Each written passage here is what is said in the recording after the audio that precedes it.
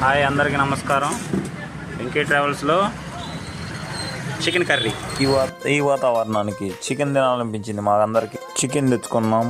ఉల్లిపాయలు, టమోటా, పచ్చిమిర్చి కోసేసాం. స్టవ్ మీద బండి పెట్టేసాం. తగినంత ఆయిల్ పోసాం. ఉల్లిగడ్డలు వేసాం. కొద్దిసేపు గరిటె పెట్టి తిప్పాం. టమాటాలు కూడా వేసాం. కొద్దిసేపు వేగిన తర్వాత అల్లం వెల్లుల్లి పేస్ట్ వేసాం. పచ్చి వాసన పోయిన తర్వాత చికెన్ వేసాం. మొత్తం మసాలా ముక్కకు పట్టేలాగా కలిపాం. ఒక 5 నిమిషాలు మూత పెట్టాం. తర్వాత కొంచెం పసుపు వేసుకొని కలుపుకోవాలి. తర్వాత తగినంత ఉప్పు వేసుకోవాలి.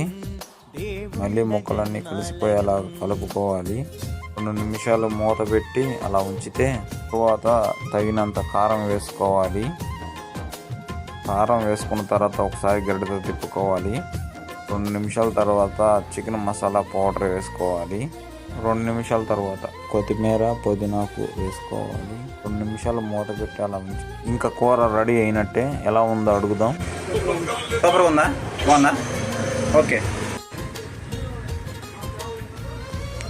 ఎలా ఉంది? బాగుంది.